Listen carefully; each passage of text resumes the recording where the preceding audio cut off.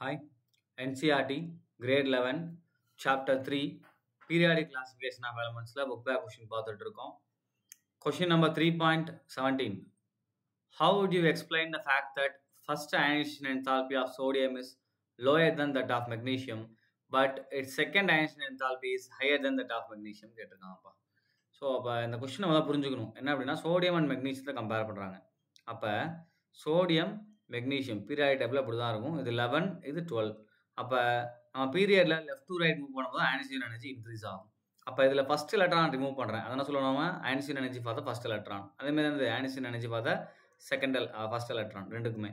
இப்போ left to right increase ஆகும். அப்போ I1 எப்போ இருக்கும் நமக்கு மெக்னீஷியத்தையும் சோடியத்தையும் கம்பேர் பண்ணோம் அப்படின்னா மெக்னீஷியத்துக்கு அதிகமாக இருக்கும். ரைட். இப்போ இதுதான் நம்மளுடைய ஜென்ரல் ட்ரெண்ட். அதே மாதிரி இப்போ நம்ம I2 கம்பேர் பண்ணுறோம். செகண்ட் எலக்ட்ரான் ரிமூவ் பண்ணுறது. அப்படி பார்க்கும்போது நமக்கு இதே தான் வரணும். ஆனால் இதுக்கு ஆப்போசிட்டில் நமக்கு வருது. எப்படின்னா சோடியத்துக்கு அதிகமாக இருக்குது, ஆனால் மெக்னீஷியத்துக்கு கம்மியாக இருக்குது. ஸோ இதுவே எக்ஸ்பிளைன் பண்ண சொல்கிறாங்க. ரைட். ஸோ ஸ்டார்ட் பண்ணலாமா? அதுக்கு முதல்ல எலக்ட்ரானிக் கான்ஃபிகரேஷன் நமக்கு தெரியணும்.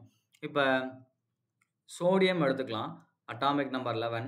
எலக்ட்ரானிக் கான்ஃபிகரேஷன் நம்ம எழுதும்போது என்ன பண்ணுவோம்? 1s2, 2s2, 2p6, அடுத்த நம்பர் நம்ம 3s1 அப்படின்னு எழுதுவோம். ஸோ இதுலேருந்து ஒரு எலக்ட்ரான் ரிமூவ் பண்ணி நான் அதனா மாற்றுறேன் அப்படின்னா Na+ஆக மாற்றுறேன். ஸோ அப்போ Na+ஆக மாற்றும் போது இதோட எலக்ட்ரானிக் கான்ஃபிகரேஷன் பார்த்தீங்க அப்படின்னா நமக்கு என்ன மாறுது? அது ரியாக்ஷன் எழுதிடலாமா? இப்படி எழுதுறத விட can write as a reaction. அப்போ Na ஒரு எலக்ட்ரான் ரிமூவ் பண்ணால் என்ன மாறும்? நமக்கு Na ப்ளஸ் எலக்ட்ரான் நமக்கு வெளியே போகும். ஸோ இதோடைய கான்ஃபிகரேஷன் நமக்கு என்ன ஆகும்? 1s2, 2s2, 2p6ன்னு மாறும். ஸோ இதுக்கு நான் கொடுக்கக்கூடிய எனர்ஜி I1 அப்படின்னு சொல்லுவேன். இப்போ இதே மாதிரி நான் மெக்னீஷியம் எடுத்துக்கிட்டேன் அப்படின்னா அட்டாமிக் நம்பர் 12. ஸோ Mg அப்படின்னு எடுத்துக்கலாம். இப்போ 1s2, 2s2, 2p6, இங்கே என்ன இருக்கும்? 3s2 அப்படின்னு இருக்கும். ஸோ இதுலேருந்து நான் ஒரு எலக்ட்ரான் ரிமூவ் பண்ணுறேன் அப்படின்னா Mg இங்கே என்ன பண்ணுவேன்? ஃபஸ்ட் எலக்ட்ரான் ரிமூவ் பண்ணுறதுக்கான எனர்ஜி. அப்போ இது நமக்கு எப்படி மாறும்? Mg plus electron. அப்போ இங்கே எலக்ட்ரானிக் கான்ஃபிகரேஷன் நமக்கு என்ன ஆகும்? 1s2, 2s2, 2p6, 3s1 இருக்கும். ரைட்டா? ஸோ இப்போ நான் செகண்ட் எலக்ட்ரான் ரிமூவ் பண்ண பண்ணுவோம். Na+லேருந்து செகண்டாக நான் என்ன பண்ணுவோம்? எனர்ஜியை கொடுத்துட்டு இதை என்ன மாற்றணும்னா Na2+ஆக மாற்றி ஒரு எலக்ட்ரானை வெளியே எடுக்கணும்.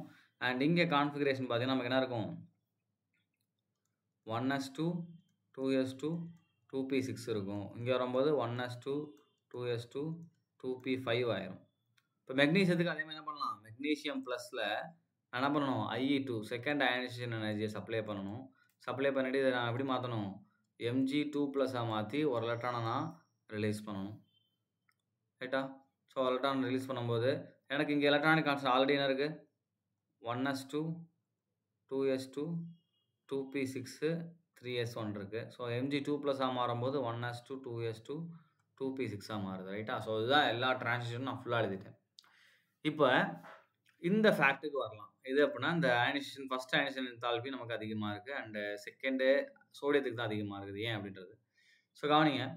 ஃபர்ஸ்ட் அயனைசேஷன் என்தால்பி யூஸ்ஃபுல்லாக தான் இருக்குது. ஏன்னா அது இங்கேருந்து ஒரு எலக்ட்ரான் ரிமூவ் ஆகுது, இங்கேருந்து ஒரு எலக்ட்ரான் ரிமூவ் ஆகுது. ஸோ அப்போ ஒன்றும் பிரச்சனை இல்லை. பட் செகண்ட் எலக்ட்ரான் ரிமூவ் பண்ணும்போது பாருங்கள், இப்போ Na+ஐ பொறுத்த வரைக்கும் இது ஸ்டேபிள். ஏன்னா என்ன ஆயிடுது? ஆக்டேட்டாக ஒபே பண்ணிடுது. கரெக்டாக? அப்போ ஒரு காம்பவுண்ட் ஆல்ரெடி ஆக்டேட்டை ரீச் பண்ணிடுச்சுன்னா அதுலேருந்து எலக்ட்ரான் ரிமூவ் பண்ணுறது ரொம்ப கஷ்டம் இல்லையா? ஏன்னா அது ஸ்டேபிள். அப்போ நம்மளோட எனர்ஜி என்ன பண்ணுவோம்? அதிகமாக கொடுக்கணும். அப்போ I2 நமக்கு அதிகமாக இருக்கும்.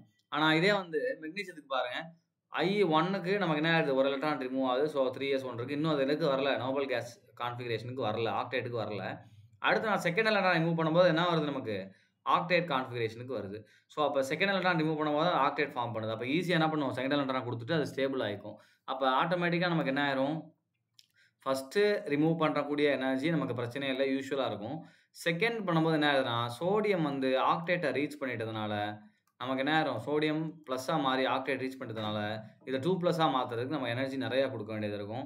இதே மெக்னீஷியத்துக்கு என்னது? ஆல்ரெடி அது ஸ்டேபிள் ஆகணும்னு ட்ரை பண்ணிட்டு இருக்கு. அப்போ கொஞ்சமாக எனர்ஜி கொடுத்தாலே போதும். என்ன பண்ணும்? எலக்ட்ரான் நமக்கு வெளியே கொடுத்துட்டு ஸ்டேபிள் ஆயிரும். ஸோ இதுதான் ரீசன். ரைட். தேங்க்யூ.